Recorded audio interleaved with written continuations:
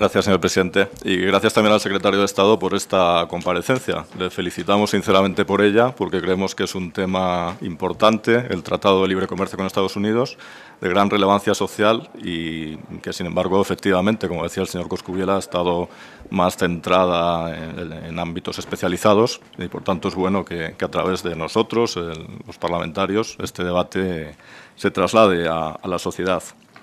Hablando de un tratado de libre comercio, creo importante comenzar resumiendo brevemente los valores desde los que mi partido aborda estas cuestiones. Respecto al libre comercio, hay a veces posturas críticas, ¿no?, que lo ven como un juego de suma cero, en que lo que estamos debatiendo es si gana Estados Unidos o gana España, la Unión Europea. Nosotros creemos que, como enseña la historia económica y la teoría económica, el comercio es un juego de suma positiva y hay potencial para un beneficio mutuo entre Estados Unidos, nuestros socios de la Unión Europea y la propia España. Tampoco compartimos las posturas que señalan que, como Estados Unidos es muy competitivo en este sector, el otro, el de más allá, pues ¿qué va a hacer España frente a eso? Evidentemente, el comercio depende de ventajas comparativas y España tiene sectores competitivos importantes en sus relaciones internacionales. Es más, las ventajas del comercio vienen también por el lado de las importaciones, que enriquecen la variedad de productos, mejoran los precios a los que acceden los competidores. Por tanto, somos un partido claramente favorable al comercio internacional. Lo mismo sucede con la inversión internacional. Hay gente que la ve como una especie de colonización exterior. La evidencia empírica demuestra que en España ha favorecido la innovación tecnológica, las exportaciones, el aumento del tamaño de nuestras empresas. Por eso somos un partido europeísta, favorecemos la integración europea y nos parece un motivo de reflexión que incluso el mercado europeo se quede pequeño, haga falta un mercado más amplio con Estados Unidos para compensar pues, la tendencia hacia Asia de este país y que, sin embargo, en nuestro país a veces nos permitamos el lujo de fragmentar nuestro pequeño mercado interno, ¿no? No deja de ser paradójico. Bien, pues partiendo de estos valores, nosotros vemos importantes ventajas potenciales a este acuerdo. Creemos que la estructura productiva española hace que sea especialmente favorable para nuestro país y por eso no nos sorprende que en distintos estudios que usted ha señalado, España aparezca entre los más beneficiados. Es cierto que los aranceles medios no son muy altos ya en el comercio entre estos dos bloques, 3%, pero también es cierto, como usted ha señalado, que hay bienes concretos con aranceles todavía altos y coincide que son bienes importantes para el comercio español. Los textiles, el calzado, productos agrícolas como frutas, vinos, aceite, son importantes en nuestro comercio y tienen todavía un nivel de protección muy alto. Por tanto, incluso en esa pata o ese bloque arancelario del acuerdo, creemos que hay importantes ventajas potenciales para nuestra economía. Lo mismo sucede con un sector estratégico para España, como el sector del automóvil, que supone el 10% de nuestro PIB, el 17% de nuestras exportaciones, y una alta proporción de esa producción doméstica se exporta, el 87% se exporta. Aquí las regulaciones son fundamentales y son regulaciones que no tienen por qué perjudicar a la seguridad. No hay menos seguridad en las carreteras estadounidenses que en las europeas, simplemente formas distintas de garantizar esa misma seguridad. Un tercer sector importante en nuestro país tiene que ver con la construcción de infraestructuras y el acceso a esos contratos públicos norteamericanos podría ser fundamental. Y lo mismo sucede en actividades de servicios como el sector financiero, transporte aéreo, si también se incorporan a esta negociación. Por eso nuestro partido en el Parlamento Europeo ha favorecido este acuerdo y lo seguirá haciendo en esta nueva legislatura europea con un mayor peso, como un partido importante dentro del tercer partido europeo, ALDE. En esta nueva posición seguiremos, como en la legislatura anterior, favoreciendo el acuerdo.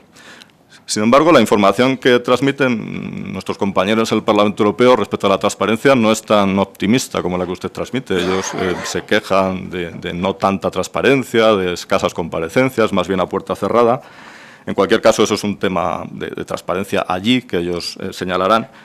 Pero creo que hay algo que sí podemos hacer de transparencia a nivel interno.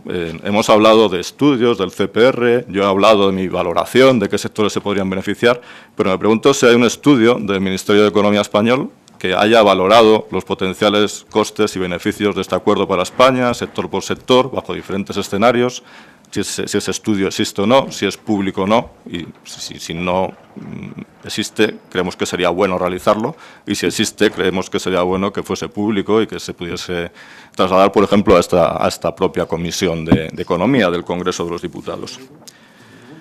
Junto a estas ventajas potenciales, que son lo fundamental para nosotros, es cierto que existen también riesgos. Creemos que son riesgos que se pueden controlar en el propio proceso de negociación. Hay socios como Francia que son conscientes de ellos, estamos seguros de que esos riesgos potenciales son controlables, pero un aspecto útil de su comparecencia podría ser tranquilizarnos sobre esos riesgos. En alguna cuestión lo ha hecho, por ejemplo, el tema de los productos transgénicos.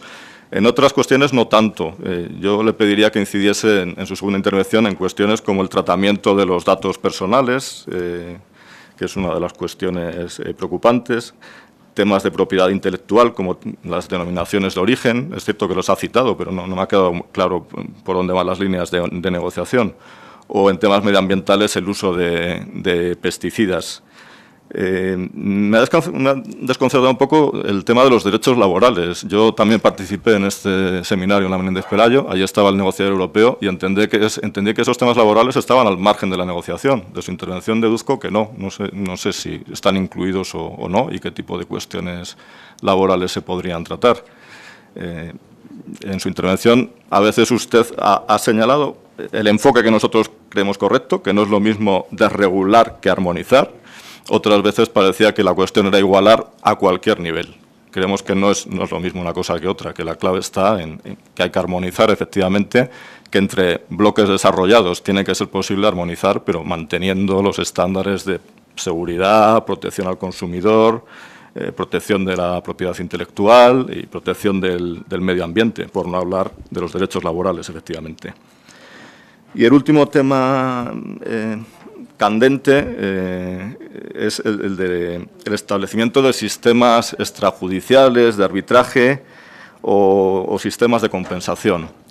Aquí la clave, como en la igualación, depende de a qué nivel estemos hablando. A nosotros nos parece razonable la seguridad jurídica, nos parece razonable que a un inversor extranjero se le garantice que no se le va a expropiar su inversión, por ejemplo, sin compensación, evidentemente. Pero algunos de los enfoques que hemos leído nos parecen exagerados, enfoques que van en la línea de que cualquier cambio legal tiene que dar lugar, si hay un perjuicio, a una compensación. Eso nos parece que, por un lado, limita la capacidad de los Estados soberanos de legislar, y, por supuesto, cuando se legisla hay ganadores y perdedores, pero no se puede pretender, en fin, en cada medida legislativa que salga de este Congreso, compensar a los potenciales perdedores, porque si hacemos esto en estas leyes, ¿por qué no en todas? Y, por otro lado, nos parece que es parte del riesgo que un empresario emprende en su propia actividad inversora. Por tanto, le pediría aclaraciones sobre cuál es el contenido más preciso de estos sistemas de compensación. No querría terminar con estos riesgos porque insisto que en un acuerdo hay ventajas y riesgos. Para nosotros las ventajas son muy claras, los riesgos son potenciales y se pueden conjurar, pero precisamente por eso es importante minimizarlos en el proceso de negociación. Y le preguntaría, como he hecho en intervención, sobre estas dos cuestiones concretas. Sobre las ventajas, existe un estudio del Ministerio y podría trasladarse en ese caso a la Comisión de Economía. Sobre los inconvenientes, ¿nos puede precisar en más detalle cómo se van a conjurar estas preocupaciones que han quedado un poco en el aire en la primera intervención? ¿Qué aspectos vinculados con el mercado de trabajo necesariamente tienen que contemplarse en un acuerdo como este? Y quizás ahí, y me refiero a la pregunta que ha realizado el portavoz de UPyD, lo puedo aclarar un poquito mejor.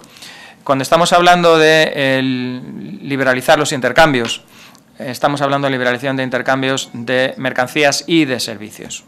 Estamos hablando, por tanto, de capacidad de abrir oportunidades para la exportación de servicios y no solamente de mercancías, como ocurre, por cierto, en cualquier acuerdo de libre comercio que se negocia ahora mismo con cualquier país. Ahora se está negociando también con Japón, se está a punto de concluir la negociación con Canadá, el acuerdo CETA, se está hablando de nuevos acuerdos de libre comercio. En todos ellos ya se habla de servicios, porque es evidente que el comercio de servicios es ya una parte inseparable del comercio mundial. Si estamos hablando de libertad de exportación de servicios desde la Unión Europea hacia los Estados Unidos o de Estados Unidos hacia la Unión Europea, es evidente que una parte de esos servicios requieren el desplazamiento del trabajador. Imaginemos, por ejemplo, la prestación de servicios de consultoría o la prestación de servicios profesionales. Eso exigirá que un profesional europeo se desplace durante una serie de meses a realizar un trabajo de consultoría de una empresa europea de consultoría que ha sido contratada por una empresa americana.